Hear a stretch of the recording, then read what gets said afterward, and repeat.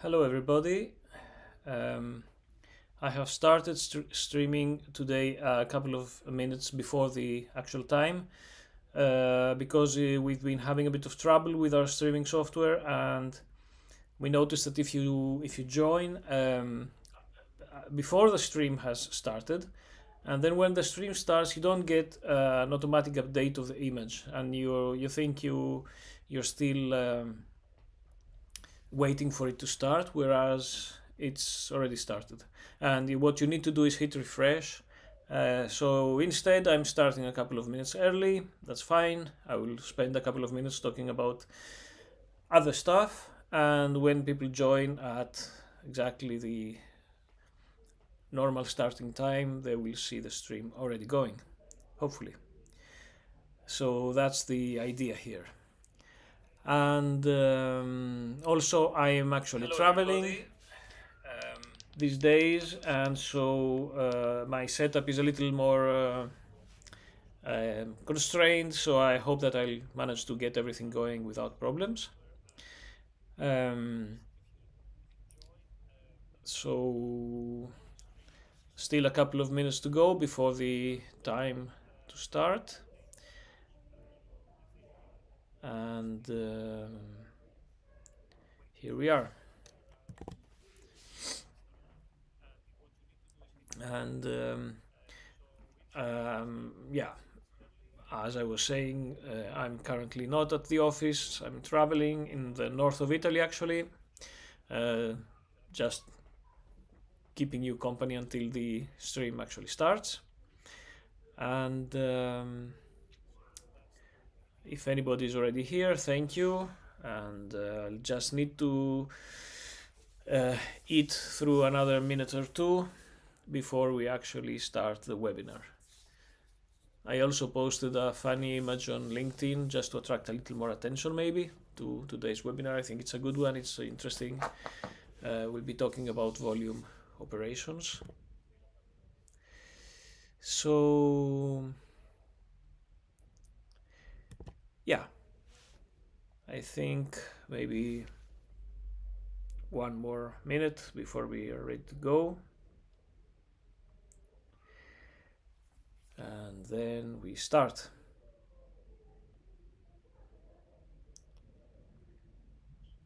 So yeah, I think I'll just start the actual webinar at this point. And thank you all for being here this week as well. Another one of our installments in the series of Phi Webinars. This is going to be around 30 minutes, as it always is. And today we're going to talk about volume operations. So first of all, my name is Stefanos. I'm one of the founders of Phenometry and one of the developers of Phi, our freeform surface modeling software. And last week I focused mostly on viewing options and colors and materials and backgrounds and how you can make your working environment a little more pleasant or adjusted to what you're used to or what you prefer. And you can find this tutorial stored on our YouTube page, or if you go to our website and click on the Learn tab, you will find everything there. Please, a reminder to subscribe to our channel and follow us on any social media you use. We like to build a following slowly. And as I said, today's agenda is mostly going to focus on volume operations. So how to create new volumes through things such as pop-outs, which are extrusions, and holes and handles between bodies or between surfaces, and things like that. So let me switch to the actual work environment. As always, I'm running Phi within Onshape, within the Onshape platform. Phi is an Onshape connected integrated application. We're cloud-based, so we run directly in the browser, and in this case we run within the Onshape interface. So you can go to the Onshape App Store to subscribe to Phi, Let me just show you for a moment. I will hit the App Store button, and then if we go into the design and documentation, you will find Phi here, and you can subscribe. We offer a free trial, and then once you have subscribed, back into Onshape in any document of yours, you will find Phi within the plus sign. If you hit it, it will open the applications menu, and that's Phi over there. So as always, I will start with a very simple model, a cube in this case, and the operations that have to do with modifying or creating volumes are mostly concentrated in these three icons up here and the little menus below them. So I will start with the pop-out. A pop-out, as I said, is an extrusion. So I can select a face, and I can click on the pop-out button, and I get a new piece of volume extruded from the face I selected, and the manipulator is already placed there for me so that I can pull it or scale it or change it any way I want. And in fact, it doesn't need to be just one face. So here I will split this face in 4. I used the split shortcut S. We spoke about this a couple of weeks ago. And then I will select, for instance, these 3 faces. So here I did a brush select, so I keep the B button pressed, and I hover the mouse over some faces, and any element that I pass over is automatically selected. And then instead of hitting the pop-out button, I will hit the P shortcut. P stands for pop-out, and there it is. So only these 3 faces were extruded for me. Also a note that when you extrude, you get a certain amount of distance covered, and Phi decides how much based on some heuristics and the dimension of the face. But if you hit the red axis, you can modify this directly. So it was 0.15, I can make it 0.2, and so I have increased a little bit and set exactly the extrude distance that I want. And I mentioned that you can pop out multiple faces together, and of course they don't need to be flat faces. So here, for example, I will pull out this vertex that I just added, and I can pop out all of these 4 faces together, and they will pop out along a direction that is perpendicular to the faces, or as close to perpendicular as we can get them if the face is not flat. Now, I showed you how you can pop out faces, but you can also pop out edges. So extend the faces along the edges. So let me restart for a moment, and I'll bring in just a simple open surface. So if I select this edge and I hit the P shortcut, you see that it was extended along the direction, along the tangent of the face on that edge. And so you can keep building volumes like this. And actually, if I bring in a cube again, I can also select a face of it and make it invisible. We'll talk about this next week. And then I can select, for example, these 2 edges together, and I hit P for a pop-out, and I get an extrusion of these edges, and P again, and I get a second pop-out. And so that's how you build surfaces along existing surfaces.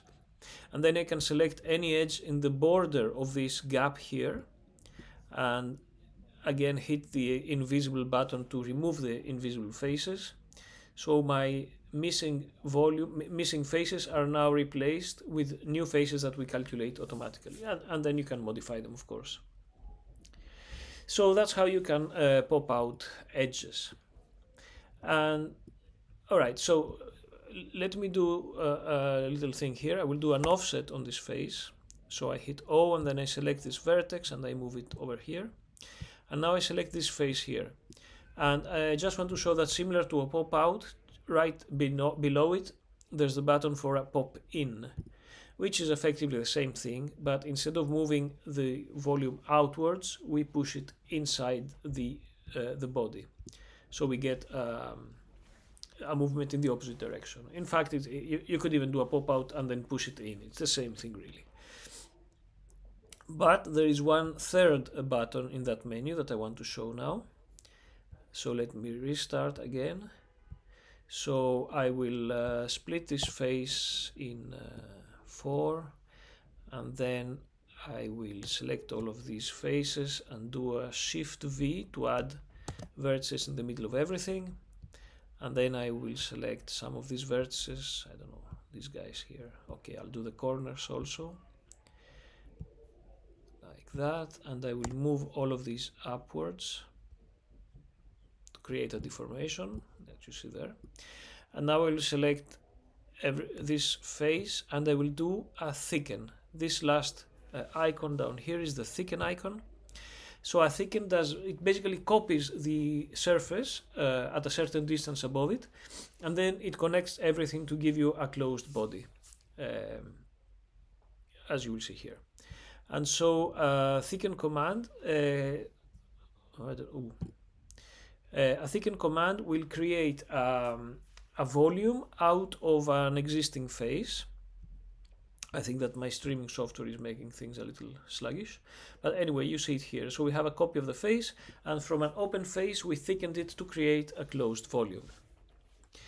So I think I went over these 3 tools that we have: the pop out and extrusion, the pop in, which is very similar, and the thicken, which goes from a surface to a closed volume that is has the shape of the surface on both the upper and lower sides.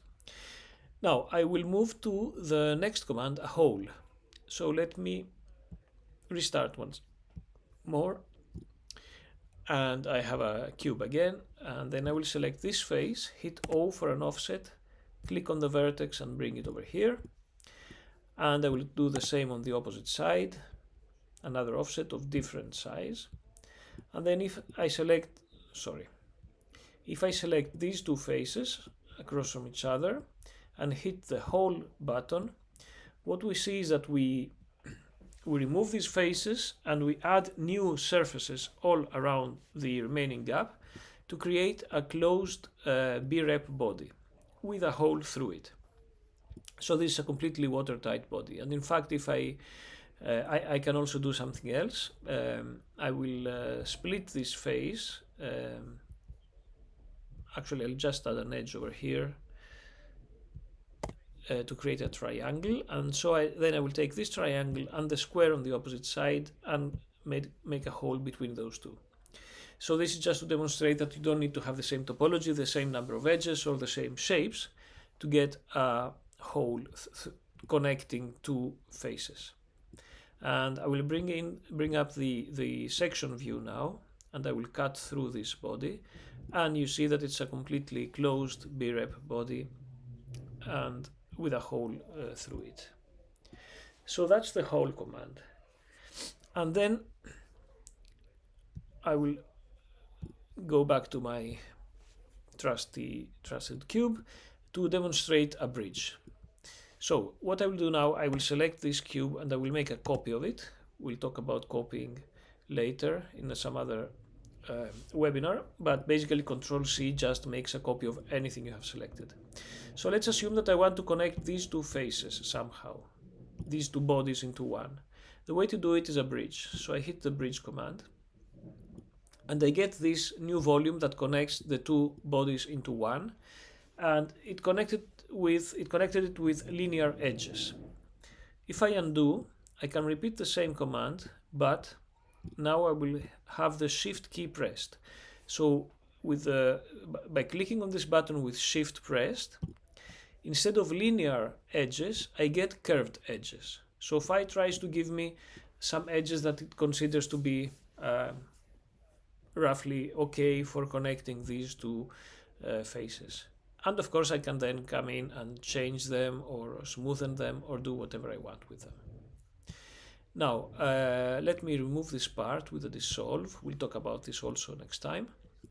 If I split this face in 4 and the same over here, I can also do a bridge between more than one face. So I'll take these 3 over here and these 3 over there, and I will ask for a bridge. And so you see that I connected all of them together. And the same goes for a non-linear bridge. And when the shapes become a little complex, Phi tries to identify the right way to connect things, but it's a good idea to also give it a hint. So if you select your faces and just one vertex on either side, just one vertex, you're basically telling Phi to build a bridge, but make sure that these two vertices will be directly connected. So you help it decide how to match the two sides. And I'll do a nonlinear bridge now. And there it is. And just as with a pop out, you can also pop out from faces and not, from edges and not from faces. In very much the same way, you can also do a bridge between faces. So let me restart again and bring in an open face. I will split this. I will also move these two vertices just to give it a shape that's more interesting. Select all, Control C makes a copy. I'm moving this out of the way. And now I will select these two edges and I will hit the bridge command. And this creates a bridge that connects these two edges with a new face. And then I can do the same over here. There is one limitation currently, you need to do it one pair of edges at a time. So you have to stepwise connect the faces and not everything together.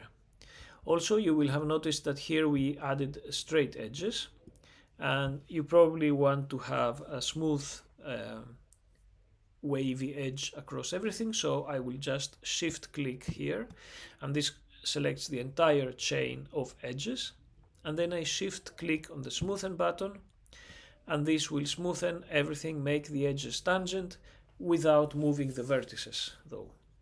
So if I hide my edges and my vertices, I have connected these two faces that I had into one single continuous and smooth face by using the bridge command between edges. All right, and there is one last command that I would like to introduce. Honestly, we don't use this. My impression is that this is not used very often, but still it's there, so let me talk about it. So again, I select everything with A and Control C to make a copy of this cube, and I'll move the copy over there. Now I will select these two edges that are across from each other, and I will hit the stitch button, which is this one here. And it looks like we simply moved one of the two edges to snap onto the other, which we did, but also something more happened here. We have united these two cubes into one single body. It's not obvious because the two edges effectively overlap, so they're on top of each other. But if, for example, I dissolve these two faces into one, removing the one edge, and I do the same on the opposite side, then you see that we're working with one single body. And again, if I show a section view here, it's clear that we have one body that is the result of connecting the two bodies over one pair of edges that we basically merged together. So that's the last operation that I wanted to go over, that has to do with manipulating volumes. So creating volume, removing volumes with holes, or joining bodies into single bodies with bridges. And so now I have a little time left, so I wanted to show you an example of how we can use all of this stuff. So instead of starting with any body, I will simply bring in a sketch that I have already uploaded in my OnShip document down there. And there it is. So this is a sketch that's supposed to show the dimensions of part of a hairdryer. And it's only very indicative, but I will give you an idea of how I would work with this to create the actual hairdryer. So I bring in a cylinder. I forgot to change the dimensions, but that's fine. We will scale it very fast. So first I rotate it by 90 degrees. Then I scale it considerably and I push it into place. We need to scale more. Okay, so let's say that this is a relatively good starting position. And then I grab the front faces, you see. I hit M for the move command and I pull them over there. And I scale them so that they correspond to the dimensions we see on that sketch.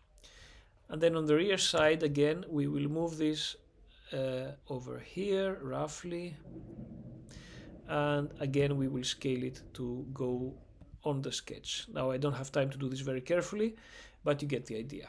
And now I will do a pop out with P to create a new extrusion, and I will pull this all the way to this diagonal edge. I will rotate to match the edge, and then I will scale a little more, and there we go. So now I will zoom here and place this vertex better on the edge, and I notice that I need to also add a vertex over there probably and pull it down. And then I will make these two edges tangent with the smoothen command, and the same over there, shift smoothen so I don't move my vertex, and the same over here and on the opposite side, shift smoothen to make them tangent without moving the vertex. Okay, now at the front I don't have more of the sketch, but at the front there is a new extrusion that we need to do, a new pop-up that proceeds and then becomes very quite narrow like that. And I will fix all of this with an X just to select my edges and again make them tangent.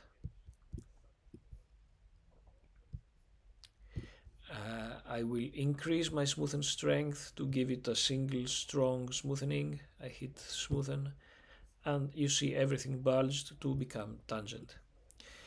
And I will now hit A to select everything and shift X to deselect everything, to unfix everything. And now I'll work a little bit on the rear. So I select these four faces and I hit P for another pop out. And I will scale down this face that I created to give it this sharp angle. I will hit P once again and I will also scale it in a little bit and push it back. Let me move to this view. Okay, just a little bit further out like that. So I think that this is an interesting shape. And then I'll let me display edges and vertices. I'll pull this vertex vertically out with a shift key pressed, so this moves perpendicular to the face. To give it, that's probably too much, let's say there. And also I will select this pair of edges and hit the circular button to make a circular arc from the two of them, and the same over here. So already we have a shape that is let's say the main body of this hair dryer. So let me work a little bit on the front. I'll just bring in another cylinder. Again, I forgot to scale it, sorry, but that's fine. I'll do it over here. Rotate by 90 degrees. And I will move this and place it around there. So if we go closer, first of all, I want to scale it vertically for sure and push it a little further down. And let me see. Yeah, we need to scale the whole thing so it's smaller in that direction. However, I will scale this to increase its size, the front.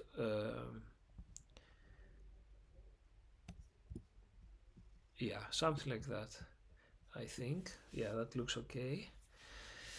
All right. And I also want to make a handle down there. So yet another cylinder. Now I remember to give it a 0.2 dimension. Where's my cylinder?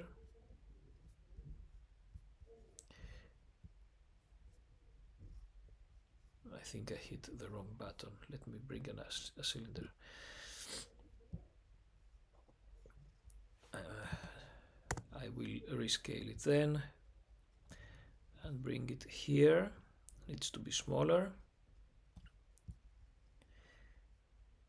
I will scale it in this direction, and then I will do a pop out over here and pull it further down, and then one last pop out over there. So first of all, I want to add a vertex at the middle of that edge to give it this shape, and then 3 vertices over there, and 2 of them I will move to the left to create this kind of shape. I believe that this is too wide, so I will shrink it down. Okay, that wasn't very nice, but anyway. And now I will shift select and shift delete that circle to finish off with a rounded handle. Okay, I'm not terribly happy about this, to be honest. Let me make it at least a little longer. I will pull it vertically, extend it a little bit like that.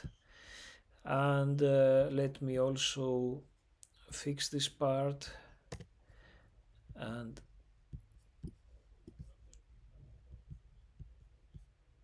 make these tangent so they're smooth, and same over here.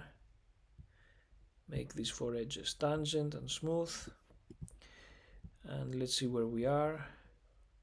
Probably would like to pull this like that, make it a little more interesting. Okay, so anyway, this is a first very fast, I mean less than 10-minute long approximation at some sort of hairdryer. So now I can just hit the send to on shape button and give it a name. We are taking advantage of many of the on shape features. Okay, I can already see that the handle is completely out of proportion. If there's any product designer watching this, I apologize. I'm really not a product designer myself, so let me see if I can try to salvage this a little bit. Maybe this is better. Anyway, back into Onshape, we have exported our part. It's pretty small, I have to zoom in, there it is.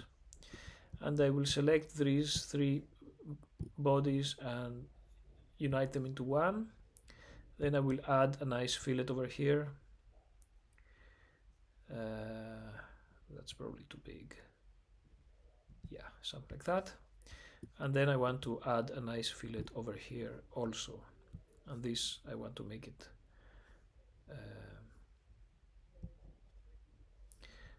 probably bigger to get a nice smooth transition. There it is. Onshape is great at creating these fillets. Okay, and meantime, as you noticed earlier, I shrunk the size of this handle a little bit. So I will now send this over to Onshape once again to update my shape. And with a bit of luck, it should automatically update and reapply all of the fillets that you see here. Now, because the change was a little drastic and I also moved the handle out of place, there is a possibility that this fillet will not regenerate automatically. We'll see. Needs another moment. Let's see how this will go. Yeah, and indeed, I was expecting this fillet failed because the edges are different now, but that's fine. I can reapply it.